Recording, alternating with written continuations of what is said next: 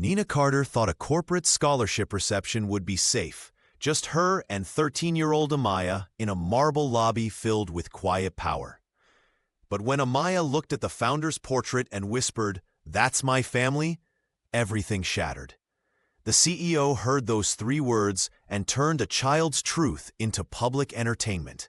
Cameras recording, employees laughing, humiliation served with a smile that said cruelty could still be applauded. What Grant Holloway didn't know was that Nina had documents, notarized proof, and a will made of something stronger than marble.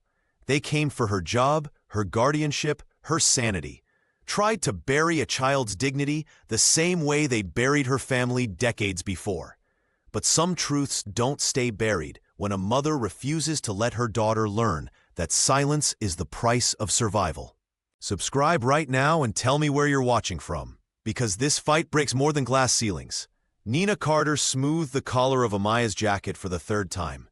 The corporate lobby stretched ahead, all glass and marble and quiet power. She felt the weight of being watched before she saw the security guard. "Ma'am, can I see your invitation?" The guard's voice was polite but firm. Nina reached into her purse. Her hands were steady, even though her stomach tightened. "Here, we're early for the scholarship reception." The guard scanned the paper. His eyes moved between Nina and Amaya with a slowness that felt deliberate. "One moment." He walked to a desk and made a call. Nina felt Amaya's shoulder press closer to hers. The lobby cameras tracked them from 3 angles. Nina counted them without moving her head. Another guard approached. "We need additional verification," he said. "Why?" Nina asked. Her voice was even. "Policy," the second guard said. Nina felt the old anger rise, but kept her face calm. She knew this game. They verified her ID twice. They asked for Amaya's school information. They acted like documentation was a curtain hiding something suspicious. Finally, they were allowed through. Nina guided Amaya toward the reception area. Employees flowed past them without making eye contact. The air smelled like expensive coffee and cold efficiency. Amaya stopped walking. She stared at a portrait on the wall, an older white man in a suit, the company founder. His eyes seemed to follow them across the marble floor. "That's my family," Amaya said quietly. Nina's breath caught. She touched Amaya's shoulder gently. "Not here, sweetheart." "But it is," Amaya said. Her voice carried no begging, just certainty. Nina felt the room shift. A man in an expensive suit glanced their way and smiled.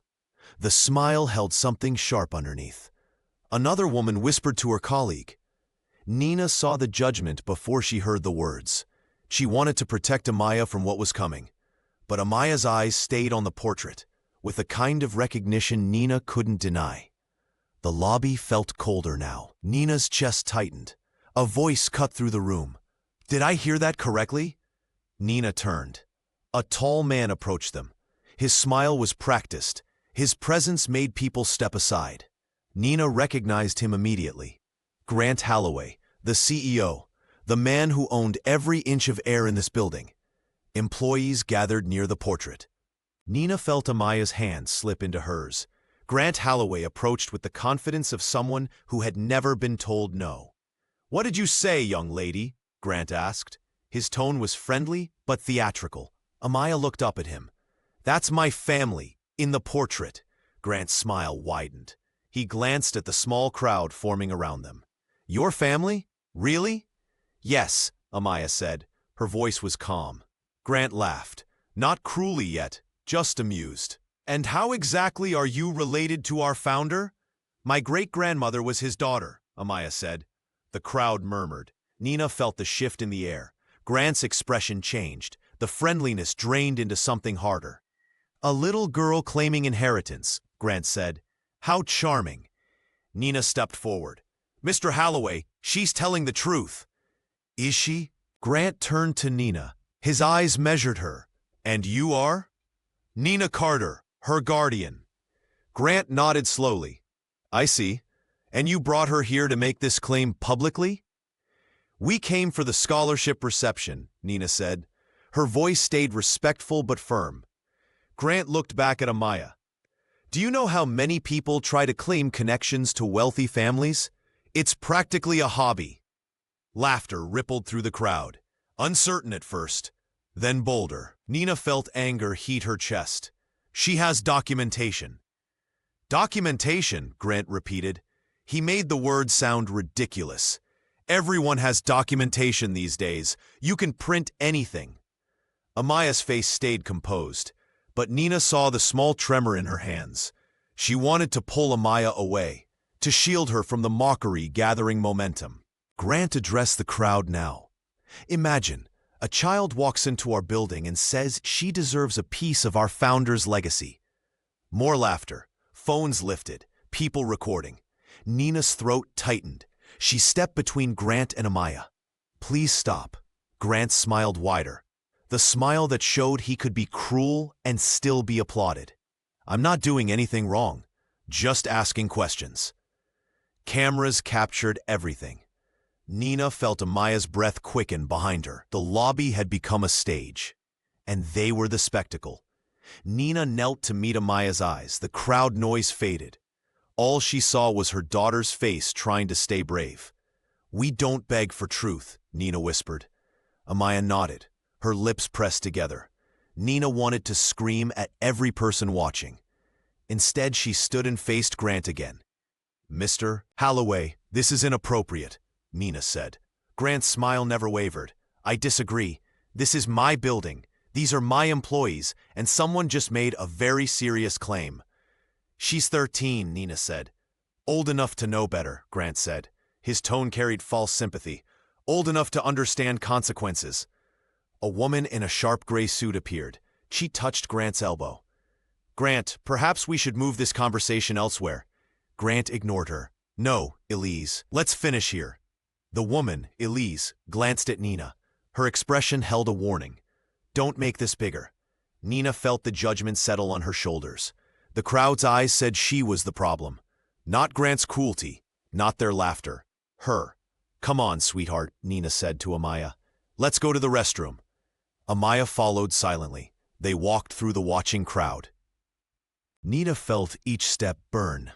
In the restroom, Amaya leaned against the sink. Her hands gripped the porcelain. Should I apologize? She asked. Nina's heart broke. What? To make it go away, Amaya said. Her voice was small. Nina pulled her close. No, never. Everyone thinks I'm lying, Amaya said. I don't, Nina said. Her voice was fierce. And that's what matters. Amaya's shoulders shook. Nina held her tighter. She thought about the envelope in her purse. The notarized documents. The trustee letter. She had brought them for safety. Now she realized she would need them for war. Nina pulled back and wiped Amaya's face gently. I won't let them make you smaller. Amaya's eyes searched hers, looking for the adult version of safety. Nina made a decision. She would not protect their comfort over Amaya's truth. Nina found a quiet corner near the reception hall. Amaya sat in a chair too formal for a child. Nina opened her purse and pulled out the sealed envelope.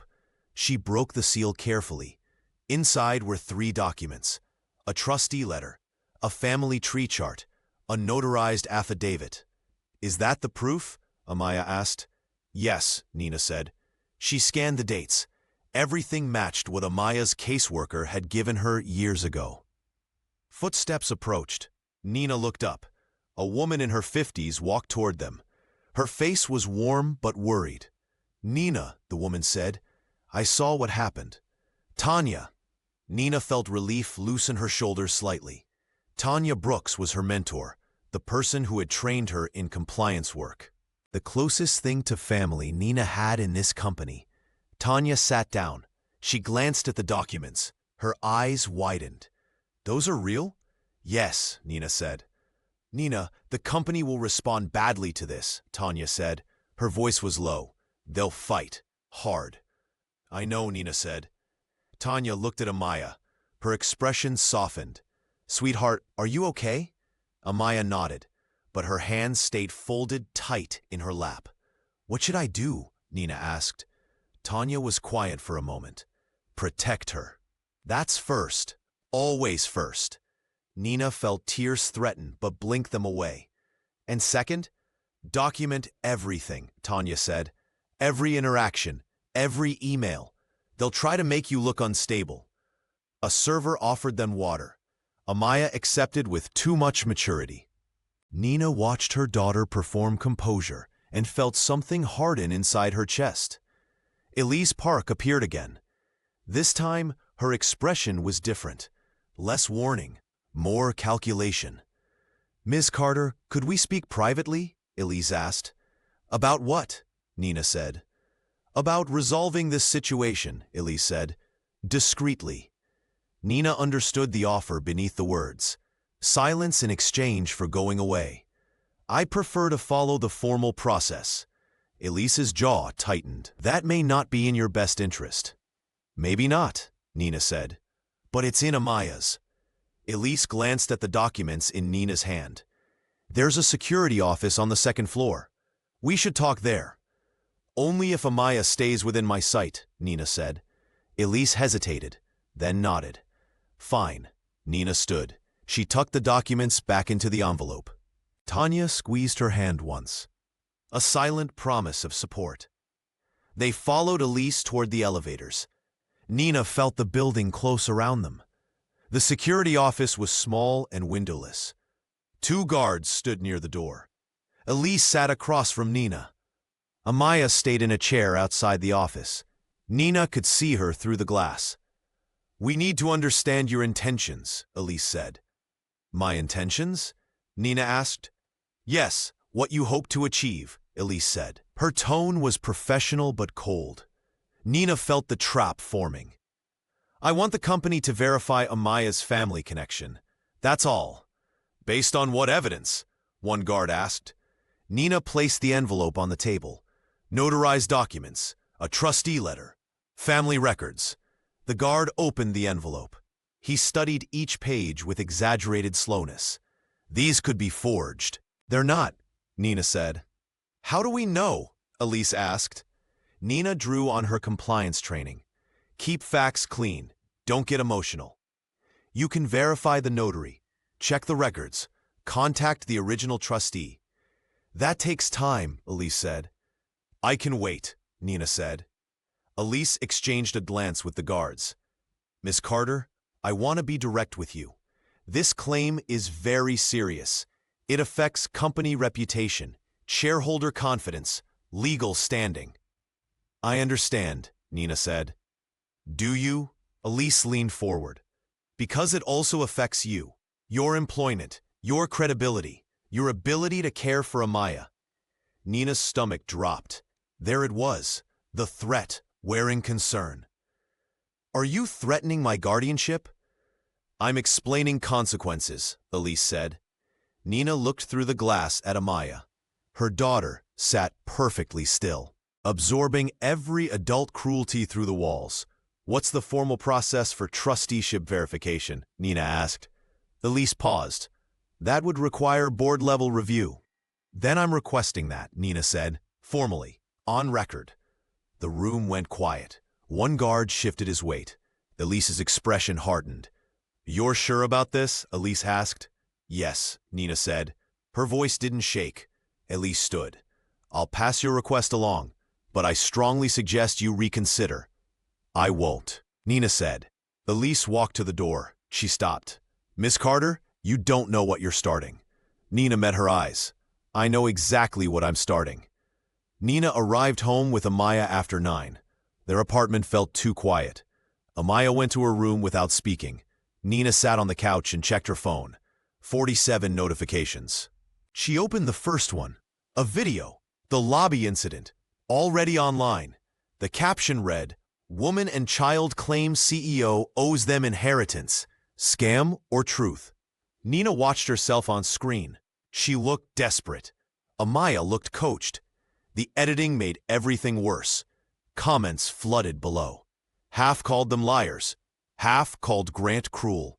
None knew the truth. Nina's hands started shaking. She set the phone down. Her chest felt tight. A knock on the door. Nina looked through the peephole. Tanya stood outside holding takeout bags. Nina opened the door. Tanya entered without waiting for invitation. "I saw the video." Everyone did, Nina said. Tanya set the food on the counter. I've seen this before. Companies protect themselves first, truth second. People never. What do I do? Nina asked. Fight smart, Tanya said. Not loud, smart. They ate in near silence. Amaya emerged long enough to pick at rice. She disappeared again. Nina wanted to follow her, but knew Amaya needed space. I requested board verification, Nina said. Tanya's fork stopped halfway to her mouth. You what? This afternoon, on record. Tanya set her fork down. Nina, they'll come after you now. I know, Nina said. Do you? Tanya's voice was sharp.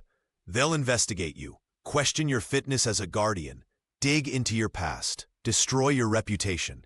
Nina felt tears threaten. What else can I do? Let them call my daughter a liar? Tanya was quiet. Then she nodded. No, you can't. Nina's phone buzzed. An unknown number. She answered. Miss Carter? This is Javier Santos from Public Relations. I'd like to get your side of today's incident. Nina recognized the trap. Give them ammunition disguised as fairness. I have no comment. We can help you, Javier said. His voice was smooth. Control the narrative. Make sure people understand. Understand what? Nina asked. Your perspective, Javier said, but only if you cooperate. Nina ended the call. Her heart pounded. Tanya watched her. They're building a case against you already. Nina opened her laptop. She created a new folder, board verification request. She began attaching documents. The trustee letter, Amaya's guardianship papers, her own employment records. She typed an email to the board chair, formal, respectful, clear. Her finger hovered over send. This would change everything. Make her a target. Risk everything she had built. She thought of Amaya's face in the lobby. The way she had asked if she should apologize to make it go away. Nina pressed send. Nina arrived at work the next morning. Her desk looked the same, but the air felt different. Colleagues avoided eye contact. Conversations stopped when she approached. At 10, HR called. Nina walked to their office. Her supervisor sat beside the HR director. Neither smiled. Nina, we're placing you on administrative leave, the HR director said. Nina's stomach dropped. Why? Pending investigation, the supervisor said. Investigation of what? Nina asked. Your conduct yesterday, the HR director said. The incident in the lobby, the unauthorized claim, the disruption. Nina felt anger rise. I attended a reception I was invited to. My ward stated a fact. How is that misconduct? You made serious allegations, the supervisor said, against our CEO in public. I made no allegations, Nina said. I requested verification. The HR director slid a paper across the desk. This is the formal notice. You're not to enter company property during the investigation. You'll receive paid leave. We'll contact you when we have findings.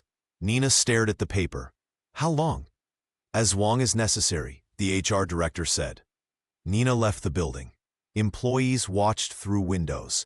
She felt their judgment track her to the parking lot. Elise caught up with her near her car. Nina, wait. Nina stopped. What?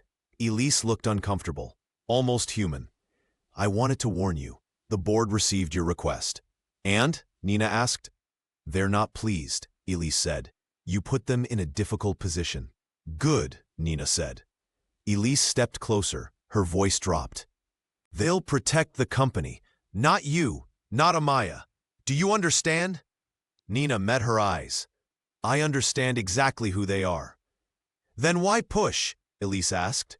Why not take a settlement, quietly? Because Amaya deserves better than quiet, Nina said. Elise looked away. You're making this harder than it needs to be. Maybe, Nina said. Or maybe it's already hard and I'm just refusing to pretend otherwise. Nina got in her car. Tanya and Amaya waited at the apartment. Tanya had taken the day off to stay with her daughter. Amaya looked up when Nina entered. They fired you? No, Nina said. Just investigating. Because of me, Amaya said, her voice cracked. Nina knelt in front of her. Because of them, not you. Never you. Amaya's eyes filled. I wish I never said anything. Nina took her hands. I don't. I'm glad you spoke truth. That night, Nina researched guardianship law. She found a community legal aid number. She made notes, built timelines, printed emails. Her phone rang. Unknown number again. She answered. Miss Carter, this is Child Protective Services. We need to schedule a home visit. Act 2. Nina met the legal aid attorney in a small office downtown. The woman's nameplate read Sarah Chen. Her desk was covered in folders. Tell me everything, Sarah said. Nina explained the lobby incident, the documents, the board request, the administrative leave. Sarah took notes without interrupting. And now Child Services? Sarah asked. They called yesterday, Nina said. Someone filed an anonymous tip. Sarah's jaw tightened. That's textbook retaliation. They attack your guardianship when they can't disprove your claim. Nina felt sick. Can they take her? Not easily, Sarah said. But they can make your life hell trying. You'll need documentation, everything. Your home, your income, your relationship with Amaya, your mental stability. My mental stability? Nina asked. They'll try to paint you as unstable, Sarah said. Paranoid, desperate for money. A bad influence on a vulnerable child. Nina's hands shook. She pressed them flat on her knees. What do I do? Sarah slid a checklist across the desk. Build your defense. Gather records. Find witnesses who can testify to your character. Document every interaction with the company. Keep copies of everything. Nina took the list. How long will this take? Months, Sarah said. Maybe longer. Nina drove home. Her mind spun. At the apartment, Amaya was doing homework at the kitchen table. Tanya made coffee. How was it? Tanya asked. Complicated, Nina said. That night, Nina started building a binder. She printed emails, filed documents, created timelines. Paper felt more permanent than digital files, harder to erase. Amaya appeared in the doorway. Did I ruin your life? Nina looked up. What? You lost your job because of me, Amaya said. Her eyes were red. Nina stood and pulled her close. I didn't lose anything that matters. You're what matters. But the money, we'll figure it out, Nina said. We always do. Amaya's voice was small. Does the CEO hate me because I'm black? Nina's chest tightened. She wouldn't lie. Some people are taught they own the world, that others don't deserve dignity. It's not about you. It's about them.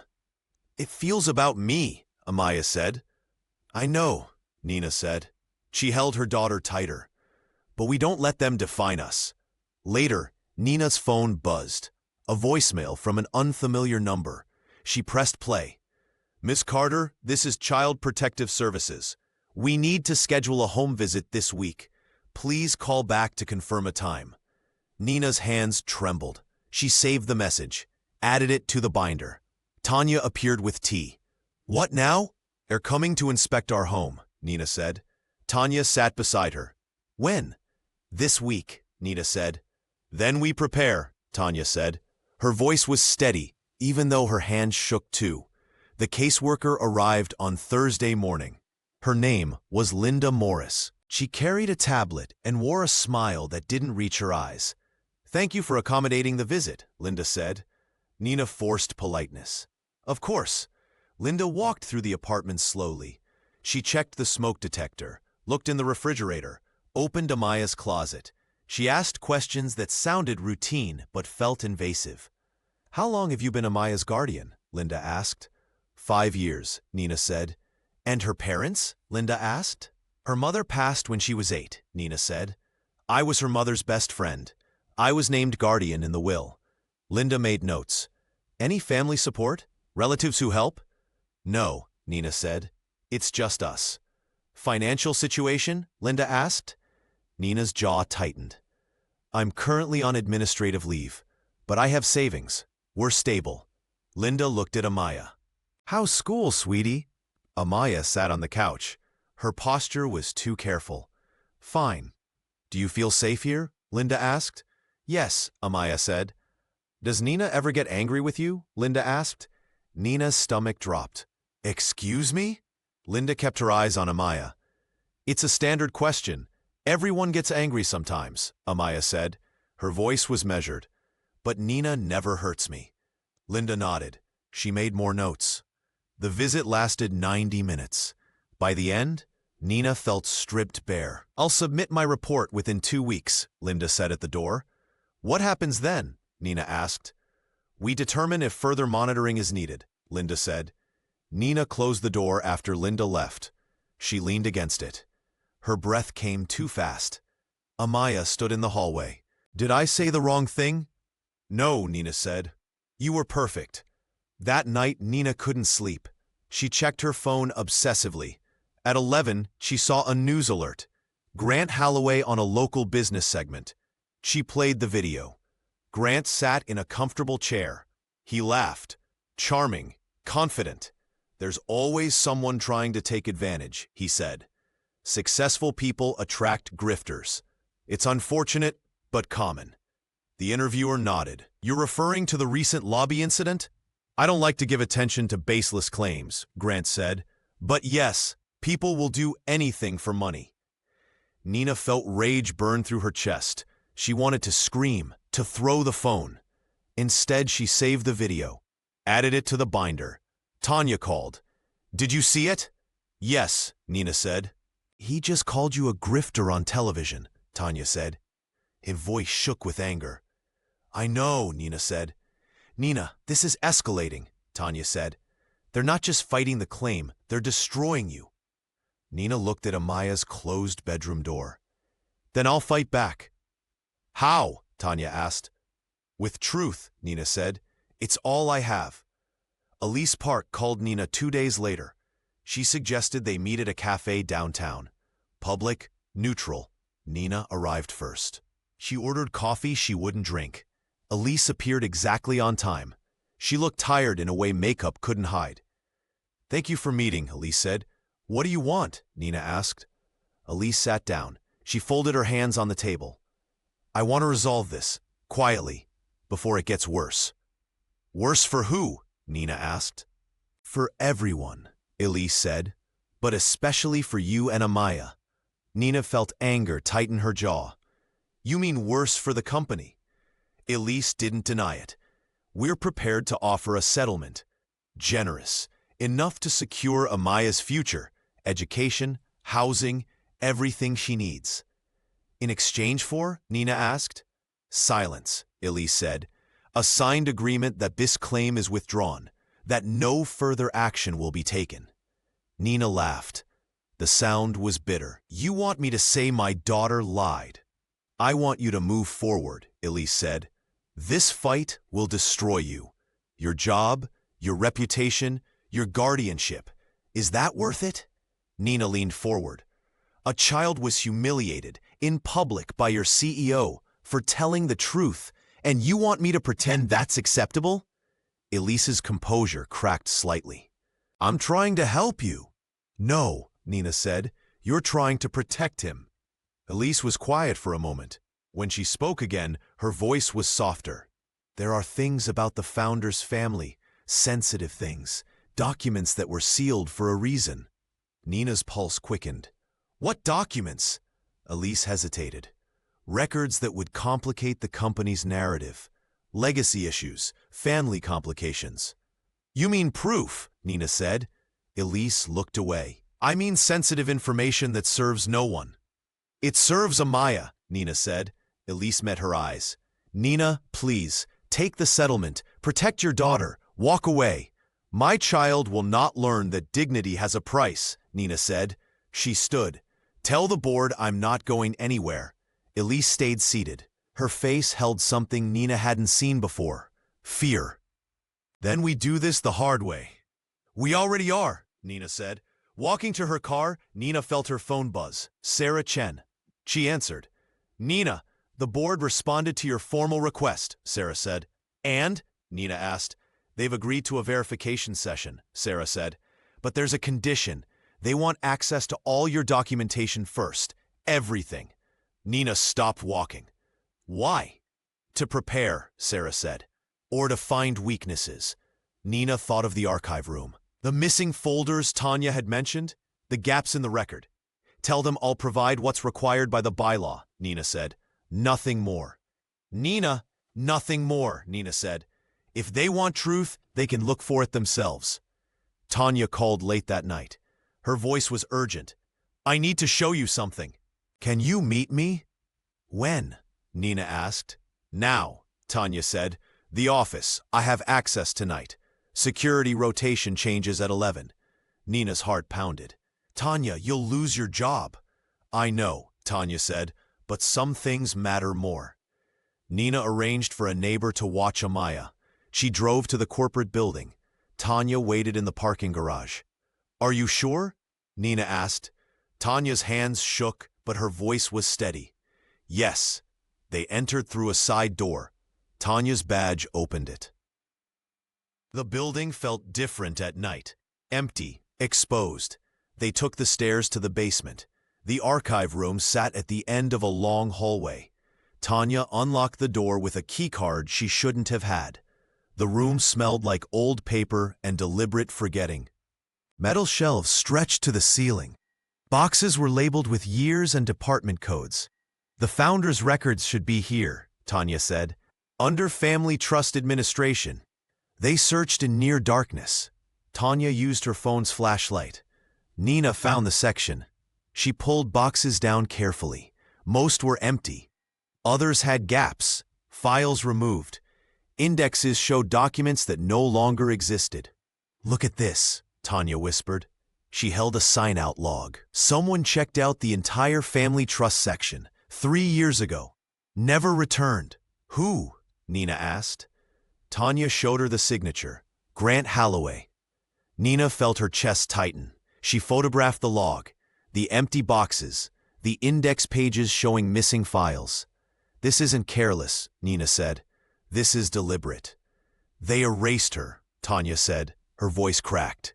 They erased Amaya's family. Nina's hands trembled as she took photos. She documented everything. The shelf locations, the box numbers, the gaps. A sound echoed down the hallway. Footsteps. Security, Tanya whispered. They froze. The footsteps grew louder. Nina shoved her phone in her pocket. Tanya closed the box quickly. The door opened. Light flooded in. A security guard stood in the doorway. His face showed recognition, not surprise, recognition. You're not supposed to be here, he said. Tanya stepped forward. I'm authorized. Archives research. The guard looked at Nina. And her? My guest, Tanya said. The guard spoke into his radio. I need verification on archive access. Employee Brooks. Nina's pulse hammered. Tanya's face went pale. The radio crackled. Brooks is authorized, but after hours requires supervisor approval. Do you have approval? The guard asked. Tanya hesitated. It's in process. The guard's expression hardened. You need to leave. Now. They left quickly. The guard followed them to the exit. He watched them drive away. In Nina's car, Tanya was shaking. They saw us. I know, Nina said. They'll report this, Tanya said. I know, Nina said. She gripped the steering wheel. But we got what we needed. Did we? Tanya asked. Or did we just make everything worse? The next morning, Nina received a certified letter. Legal letterhead. Heavy paper. She opened it with steady hands even though her stomach churned. The company accused her of unauthorized property access, data compromise, corporate espionage. They threatened legal action, demanded she surrender any materials obtained illegally. Nina called Sarah immediately. They're calling it espionage. Of course they are, Sarah said. They're trying to intimidate you. It's working, Nina said. Her voice cracked. Nina, breathe, Sarah said. Did you take any physical documents? No. Just photos of public records, Nina said. Then they're bluffing, Sarah said. But they've escalated. They want you scared enough to drop this. Nina thought of Amaya, safe at home with the neighbor, unaware of how close everything was to falling apart. What if they go after my guardianship harder? Nina asked. They might. Sarah said, we need to prepare for that. Nina hung up. She sat in her car outside the apartment. She couldn't go inside yet, couldn't let Amaya see her falling apart. Her phone buzzed. Javier Santos. She almost didn't answer. What? Nina said. I'm calling as a person, not as PR, Javier said. His voice was different, quieter. Why? Nina asked. Because what they're doing to you is wrong, Javier said. Nina laughed bitterly. You work for them. I know, Javier said. I helped draft the statement calling you unstable. I helped plant the espionage story. I've been part of this whole thing. Nina's chest tightened. Why are you telling me? Because I have a daughter, Javier said. She's 12, and when I watched that lobby video, I saw her. I saw what it would do to her, to be humiliated, dismissed, called a liar. Nina was quiet. They told me to discredit you, Javier said. Find dirt, create doubt, make the public stop caring. And? Nina asked. And I did it, Javier said. His voice broke. I'm calling to say I'm sorry. And to tell you they're planning something bigger. What? Nina asked. A press conference, Javier said. Grant will announce the board reviewed your claim, found it baseless. He'll present it as transparency, but it's theater. They haven't actually investigated. Nina's hands shook. When? Next week, Javier said. Can you help me? Nina asked. Javier was quiet for a long time. I don't know. Nina ended the call. She went inside. Amaya was on the couch. She looked up with worried eyes. Are we going to be okay? Amaya asked. Nina sat beside her. She wanted to lie, to promise safety. Instead, she said, I don't know yet, but I'm fighting for us. Amaya leaned into her shoulder. I'm scared. Me too, Nina said. That night, Tanya texted. HR called me in. They're investigating my archive access, Nina replied. I'm sorry, Tanya wrote back. Don't be. Some things are worth the risk. Nina stared at her phone. She thought about Malcolm Reed, the board member Tanya had mentioned once, the man who had been there from the beginning. She sent him an email, direct, simple. I need to speak with you about the founder's daughter, about what was buried. She pressed send before fear could stop her. Malcolm Reed responded within an hour. Meet me at St. Mary's Church, tomorrow, 2 p.m. Come alone. Nina told no one. She drove to the church the next afternoon. The building was old, stone walls, stained glass that turned sunlight into color. Malcolm sat in a back pew. He was older than she expected. Gray hair, tired eyes. He stood when she approached. Miss Carter, he said. Mr. Reed, Nina said. He gestured to the pew. They sat.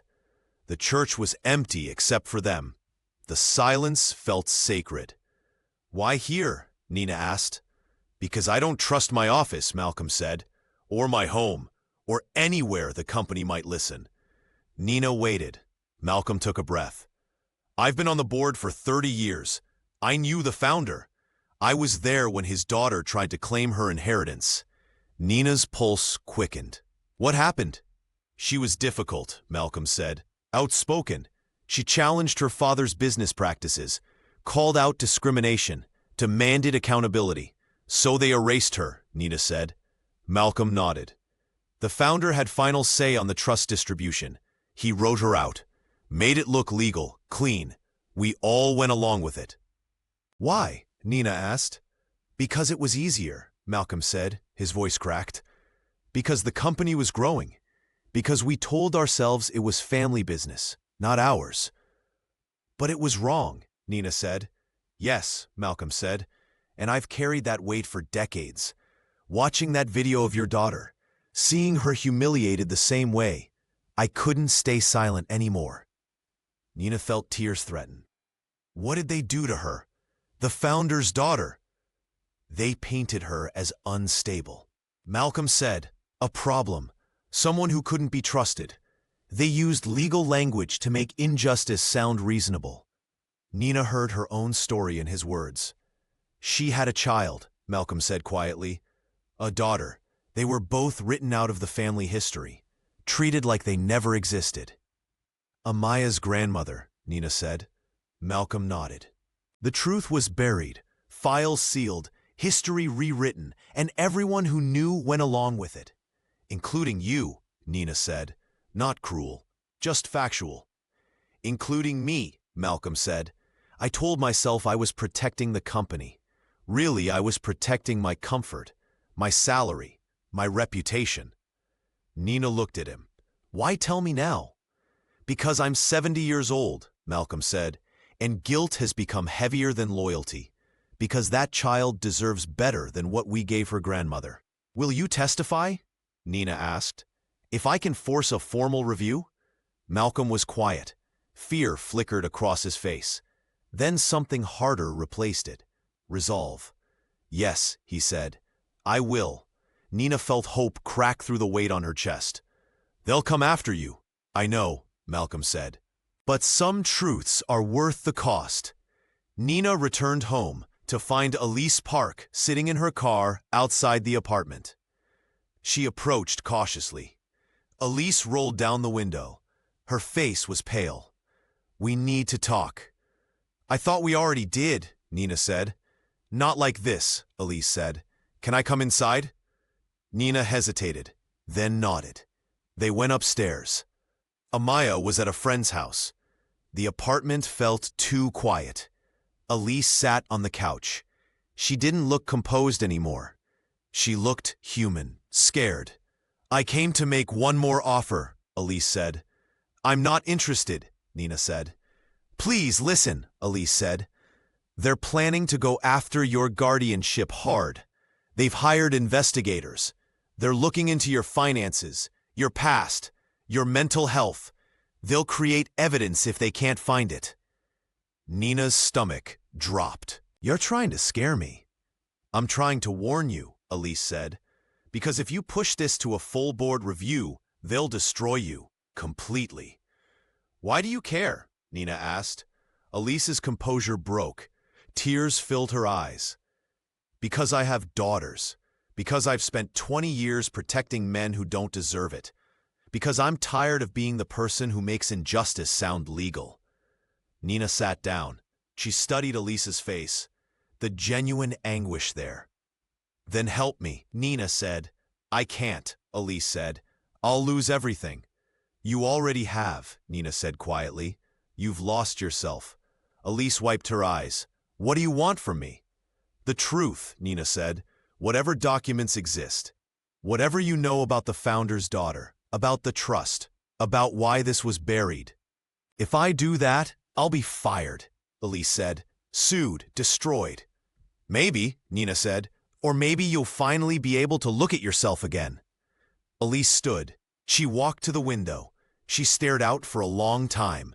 When she turned back, something had changed in her expression. I need 2 days, Elise said, to think, to decide.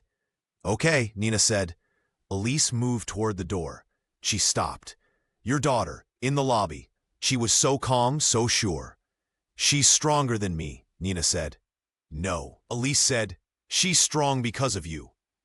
After Elise left, Nina sat in the silence. Her phone buzzed. Sarah Chen. Nina, I have news. The guardianship review has been moved up. It's scheduled for next week. Nina's breath caught. Why so fast? Someone pushed it, Sarah said. Someone with influence. Nina closed her eyes. Can we win? I don't know, Sarah said, but we'll fight. That night, Nina couldn't sleep. She went to Amaya's room. Her daughter was asleep, face peaceful, unaware of the war being waged around her. Nina sat on the edge of the bed. She touched Amaya's hair gently. I won't let them take you, she whispered. I won't let them define you, I promise. Amaya stirred. Her eyes opened. Nina? Go back to sleep, sweetheart, Nina said. Are you okay? Amaya asked. Yes, Nina lied. Amaya took her hand. You don't have to always be strong. Nina's tears came then. She let them. Amaya held her hand, said nothing, just stayed. In the morning, Nina received an email from Javier. No subject line, just a file attachment. She opened it. Internal emails, directives from Grant to PR, instructions to eliminate credibility, to create narrative instability, to leverage child services. It was all there, In writing, dated, signed. Nina stared at the screen. This was proof, not just of cruelty, of conspiracy. She forwarded it to Sarah, then to Malcolm. Then she printed it, added it to the binder. Her phone rang. Malcolm, I saw the file. That's enough to force accountability. Will the board listen? Nina asked. They'll have to, Malcolm said, if we make them. Nina felt something shift. Not quite hope, but possibility.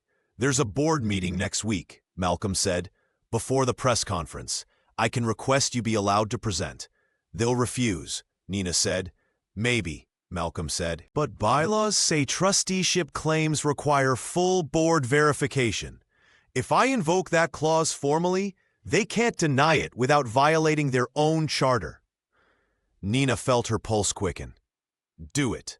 Act 3. Nina arrived at the courthouse wearing a black dress and simple earrings. Sarah sat beside her.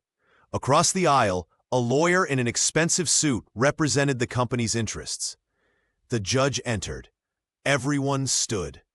Nina's legs felt weak, but she stayed upright. We're here regarding the guardianship of Amaya Carter, the judge said. Miss Carter, you're the current guardian? Yes, Your Honor, Nina said. The opposing attorney stood. His name was Richard Walsh. His smile was cold.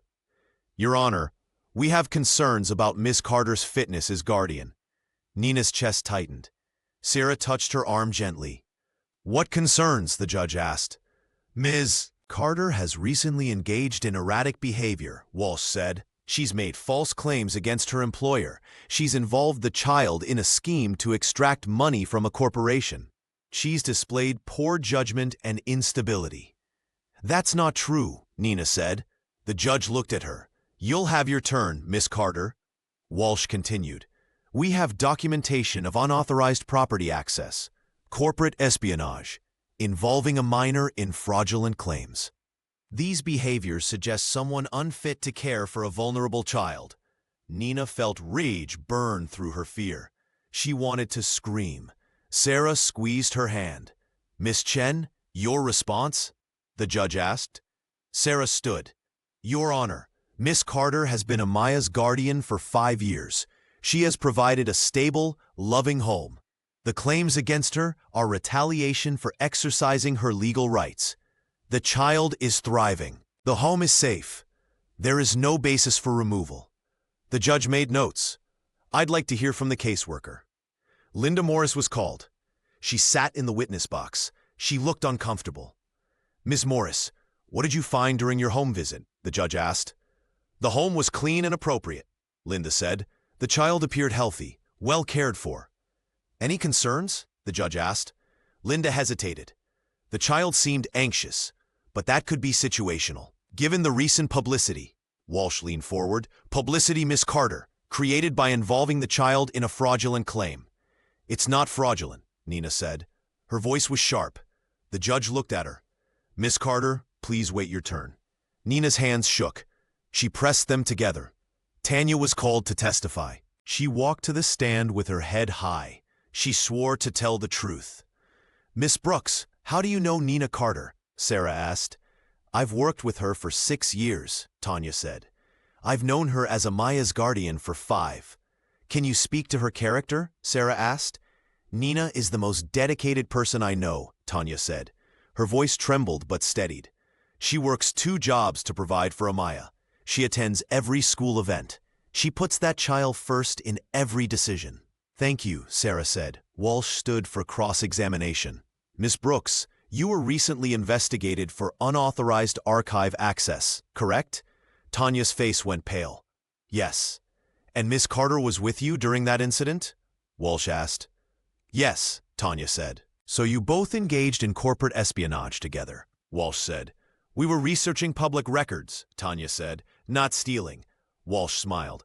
Public records accessed after hours without authorization. That's theft, Miss Brooks. Objection, Sarah said. Relevance. It speaks to judgment, Walsh said. Both women engaged in illegal activity and involved a child in the aftermath. The judge was quiet. Then she said, I'll allow it. Nina felt the room tilt. Tanya stepped down. Her eyes found Nina's, apologetic. The judge asked Nina to testify. Nina sat in the witness box. Her heart pounded. "Miss Carter, why did you make these claims about your ward's family connection?" the judge asked. "Because they're true," Nina said. "Amaya's great-grandmother was the founder's daughter. She has documentation, notarized records. I requested formal verification through proper channels." "And when the company refused?" the judge asked. "I insisted," Nina said, "because my daughter deserved to have her truth acknowledged." Walsh stood. "Your Honor, this is exactly the problem. Ms. Carter is so fixated on this claim that she's lost perspective. She's putting her ward through public humiliation, legal battles, media exposure, all for money." "It's not about money," Nina said. Her voice broke. "Then what's it about?" Walsh asked. Nina looked at the judge. "Dignity. My daughter was humiliated by a powerful man who called her a liar. In public, in front of cameras. I won't teach her that staying quiet is the price of being safe." The courtroom was silent. The judge reviewed her notes. "I'm going to order continued monitoring. The guardianship will remain in place pending further review." "But Miss Carter, I strongly suggest you consider what's best for the child, not your pride." Nina felt tears threaten. She nodded. Outside the courthouse, reporters waited. Cameras, microphones, questions shouted over each other. "Miss Carter, are you exploiting your ward? Is this about money or justice? Do you regret involving a child in corporate litigation?" Sarah guided Nina through the crowd. They reached the car. Nina's hands shook too hard to hold the keys. Sarah drove. Nina stared out the window. She felt hollow. "We survived," Sarah said. "Barely," Nina said. "But we did," Sarah said, "and the guardianship stands." Nina closed her eyes. She thought of Amaya waiting at home with the neighbor, wondering if she'd still have a mother tonight. Nina's phone wouldn't stop buzzing. Messages flooded in. Some supportive, most cruel. She turned it off. At home, Amaya looked up from the couch. "What happened?" "We're okay," Nina said. "For now." "For now?" Amaya's voice cracked. Nina sat beside her. "The judge wants more monitoring, but she didn't remove you. We're still together."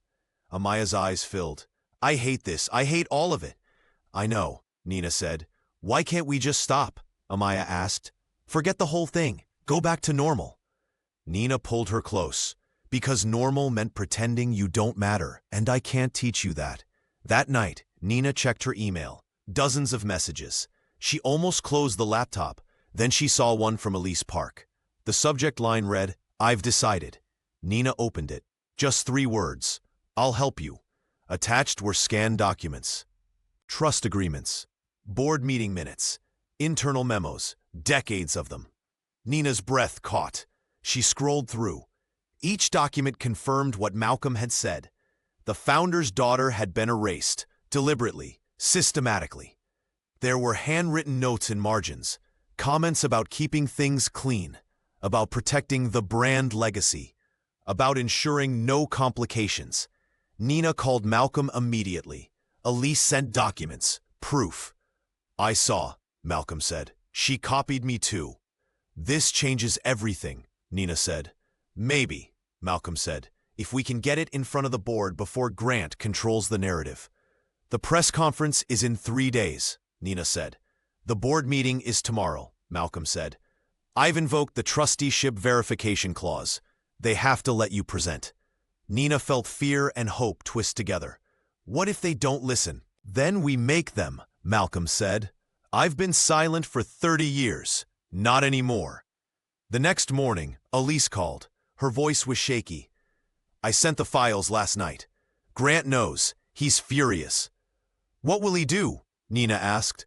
"I don't know," Elise said, "but I'm scared. Not just for my job, for everything." "Why did you do it?" Nina asked. Elise was quiet. Then she said, "Because my daughters were watching, and I couldn't let them see me choose comfort over courage." That afternoon, Nina received a call from Javier. He sounded breathless. They're planning to discredit Elise, make her look unstable, say she stole documents. She didn't steal them, Nina said. She has access. They don't care, Javier said. They're already drafting the statement. Nina felt panic rise. What can I do? Present tomorrow, Javier said. Before they can spin it. Let the board see the truth before PR buries it. Nina spent the evening preparing. She organized documents, wrote talking points, practiced staying calm when her voice wanted to shake. Amaya watched from the doorway. Will this work? I don't know, Nina said honestly. I'm sorry I said anything that day, Amaya said, in the lobby. Nina stopped. She turned to face her daughter. Don't ever apologize for telling truth. The world tries to make us smaller. We don't help them do it. Amaya nodded, but her eyes still held doubt. That night, Nina couldn't sleep. She lay in bed thinking about tomorrow, about facing Grant in a room designed for his power. At 2 a.m., her phone buzzed. A text from an unknown number. Drop this or we'll make sure you lose everything, including her. Nina's hands shook. She saved the screenshot, added it to the binder. She thought about Elise's question from weeks ago. Why push? Why not take the settlement? Disappear quietly? Nina looked at the ceiling. She thought about Amaya's face when Grant mocked her. The way her daughter had asked if she should apologize to make it go away. Some lessons matter more than safety. Morning came too fast. Nina dressed carefully. Black coat, simple jewelry. She looked in the mirror and barely recognized herself. She looked tired, scared, determined. Tanya arrived to drive her. You ready? No, Nina said. Good, Tanya said. Fear means you care. They drove to the corporate headquarters. Security tried to stop Nina again, but Malcolm appeared with Elise. Together, they overrode the guards. Miss Carter is presenting to the board, Malcolm said. She has clearance. The guards stepped aside. Nina felt their eyes follow her. The boardroom was on the top floor, all glass and leather, cold and pristine. The table stretched impossibly long. Board members filed in. Older men mostly, a few women. They avoided looking at Nina. Grant arrived last. He wore confidence like armor. He took his seat at the head of the table. His smile was practiced. Nina sat where Malcolm directed her, at the opposite end. She placed her binder on the table. The sound echoed. The board chair called the meeting to order. His name was Philip Chen. He looked uncomfortable. We're convening to address the trusteeship verification request filed by Miss Nina Carter, Philip said. Mr. Reed invoked the relevant bylaw clause, so we'll hear her presentation. Grant leaned back in his chair. This is unnecessary theater, but let's get it over with. Nina felt eyes on her, judging, dismissing. She opened the binder. Thank you for this opportunity, Nina said. Her voice was steady. I'm here to request formal verification of Amaya Carter's family connection to your founder. We've already reviewed this claim, Grant said. It's baseless. You've dismissed it. Nina said. You haven't reviewed it. Grant's smile tightened. Careful, Miss Carter. You're here as a courtesy. I'm here because Bylaw 7.3 requires board verification of all trusteeship claims, Nina said. I filed properly. You're obligated to respond. Philip looked at papers in front of him. That's technically correct. Then let's see this supposed evidence, Grant said, so we can put this farce to rest. Nina began. She spoke only facts, dates, signatures, notarizations, the trustee letter authenticating Amaya's lineage, the family tree documentation, the gaps in the archive where records should have been. Grant tried to interrupt. Anyone can forge. I'm not finished, Nina said. Her voice was firm. The room went quiet. Grant's face darkened. Nina continued. She showed the sign-out log, Grant's signature, the date he removed the family trust files, the fact they were never returned. That was routine archive management, Grant said. For 30 years? Nina asked. Murmurs rippled through the board. Nina pulled out Malcolm's written statement. Mr. Reed has testified to the erasure of the founder's daughter, to the deliberate rewriting of family history. Malcolm stood. His hands shook, but his voice was clear. It's true, I was there. We buried her story because she challenged us. We chose company image over human dignity. Grant's smile vanished. Malcolm, what are you doing? Telling the truth, Malcolm said. Finally. Nina felt the room shift. Board members exchanged glances. There's more, Nina said. She produced the internal emails Javier had sent. These show directives from Mr. Holloway to destroy my credibility, to leverage child services, to eliminate the claim through retaliation rather than verification. She slid copies across the table. Board members read. Their faces changed. Grant stood. Those are taken out of context. They're dated and signed, Nina said. Context is clear. Elise stood from her seat against the wall. I can authenticate the documents. I have originals. And I have the sealed trust agreements showing the founder's daughter was explicitly written out after she demanded accountability for discrimination. Grant's face went pale. Elise, you're fired.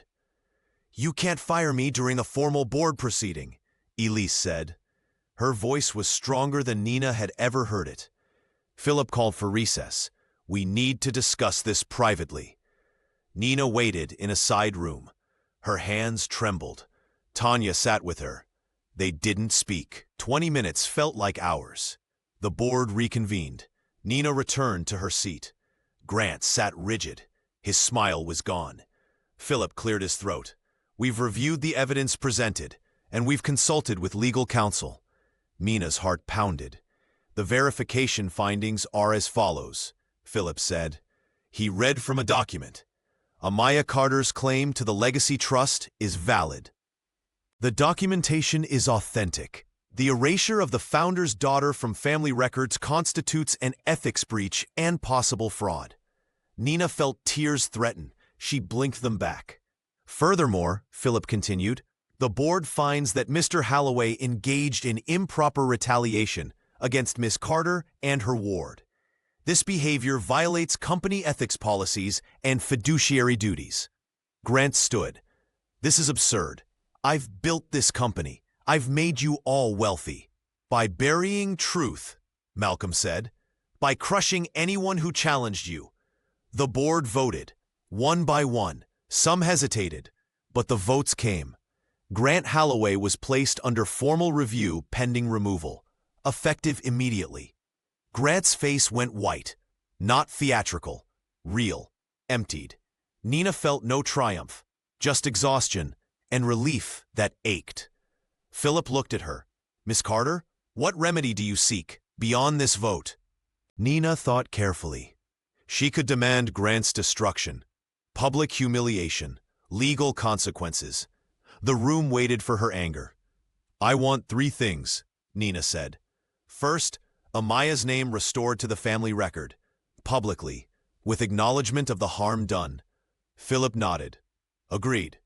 Second, scholarship programs with independent oversight, Nina said. So no child faces what Amaya faced. Reasonable, Philip said. Third, a public correction, Nina said. Not about your reputation. About harm. About the child you allowed to be humiliated while you protected a man who didn't deserve it. The room was silent. Grant found his voice. You're destroying me. Is that not enough? Nina looked at him. I'm not destroying you. Truth is, I'm just refusing to hide from it anymore. Grant walked out. The door closed behind him. No one followed. Philip stood. We'll draft the correction statement and implement the reforms you've requested. Nina gathered her binder. Her hands still shook. Tanya helped her stand. Outside the boardroom, Elise waited. You did it. We did it, Nina said. Elise's eyes filled. I thought I'd lost myself, somewhere in all those years of making wrong sound legal. You found yourself again, Nina said. That's what matters. Malcolm approached. He looked lighter, decades younger. Thank you. For what? Nina asked. For making me remember courage, Malcolm said. Nina left the building. The sun was too bright, the air too cold. She felt everything at once. Sarah called. "I heard, Nina, you won." "We survived," Nina said. "That's different than winning." "No," Sarah said. "That's exactly what winning looks like." 3 weeks later, Nina returned to the headquarters, not as an employee, as a consultant for the new Ethics Oversight Committee. She walked through the lobby with her head high. Employees looked at her differently now, some with respect, some with fear, all with recognition. Amaya walked beside her. She wore her favorite dress. Her shoulders were straight. They stopped at the entryway. A new plaque hung on the wall. Bronze, polished. It read, "In memory of Margaret Holloway and her descendants, erased but not forgotten." Below it, a smaller plaque. Amaya Carter, restored to family legacy, 2024. Amaya traced the letters with her fingers. Her eyes filled. "It's real." "You were always real," Nina said. "Now everyone else knows it too." They toured the building. Nina met with the new CEO, a woman named Patricia Reeves. She was direct, honest, committed to change. "We want you to lead the bias training program," Patricia said. "I'm not an expert," Nina said. "You're exactly the expert we need," Patricia said. "Someone who lived it, fought it, survived it." Nina considered. "I'll do it, but only if there's real accountability, not just training, consequences." "Agreed," Patricia said. Grant's resignation had been announced 2 weeks earlier. The press covered it extensively. Some called it justice. Others called it a witch hunt. Nina didn't read the articles. She knew the truth. That was enough. That evening, Nina and Amaya went home. Their small apartment felt different now, lighter somehow. They sat on the couch, quiet, tired. Amaya leaned into Nina's shoulder. "I was so scared," Amaya said, "that they'd take me away." "They tried," Nina said, "but we were stronger." "You were stronger," Amaya said. "No," Nina said, "you were. You told truth when it was dangerous. That's the bravest thing anyone can do." Amaya was quiet for a moment. "Do you think he learned anything, Mr. Holloway?" Nina thought about Grant's face in the boardroom, the shock, the loss. "I don't know, but I hope so, for his sake." "You don't hate him?" Amaya asked. "I'm too tired to hate," Nina said. "I just want us to be okay." "Are we?" Amaya asked. "Okay?" Nina looked at her daughter, really looked. She saw strength where fear had been, certainty where doubt had lived. "Yes," Nina said, "we are." A week later, the company released its public correction statement. It acknowledged the harm done to Amaya, the systemic failures, the retaliation. It announced reforms, new policies, independent oversight. Nina read it once, then put it away. Words mattered less than actions. She focused on building the ethics program, on creating structures that would protect the next person who dared to speak truth. Tanya was cleared of all charges related to the archive access. She returned to work. She and Nina had lunch every week. Elise took a position at a nonprofit. She called Nina sometimes, just to talk, to remember why courage mattered. Malcolm retired from the board. He spent his time speaking at universities about corporate ethics, about the cost of silence. Javier left PR. He wrote an op-ed about his role in the retaliation. He called it his atonement. Nina didn't need their atonement, but she appreciated the honesty. One Saturday morning, Nina and Amaya walked to the park. Spring was coming. The air smelled like growth. "Can I ask you something?" Amaya said. "Always," Nina said. "Was it worth it?" Amaya asked. "Everything we went through?" Nina stopped walking. She knelt to meet Amaya's eyes. "You tell me, do you feel smaller now, or bigger?" Amaya thought about it. "Bigger, stronger, real." "Then yes," Nina said. "It was worth it." They continued walking. Amaya ran ahead. Her laughter carried on the wind. Nina watched her daughter move through the world without shrinking. That night, Nina sat at the kitchen table. She opened the binder one last time. All those documents, all that evidence, All that weight. She closed it, put it on a shelf. She didn't need it anymore. The story was over. Not with spectacle, not with revenge, but with something quieter, more lasting. Restoration, accountability, dignity. Amaya appeared in the doorway. "You coming to bed?" "In a minute," Nina said. "Nina?" Amaya said. "Yeah? Thank you. For not letting them make me disappear." Nina felt tears come. Good ones. "You were never a lie." Amaya smiled, then went to her room. Nina sat in the quiet. She thought about everything that had happened. The fear, the fight, the cost. She thought about the moment in the lobby when Amaya had said, "That's my family." How that simple truth had cracked open a world. Sometimes courage looked like violence. Sometimes it looked like noise. But sometimes it looked like a woman and a child refusing to shrink. Nina turned off the light. Tomorrow would bring new challenges, but tonight they were safe, affirmed, free.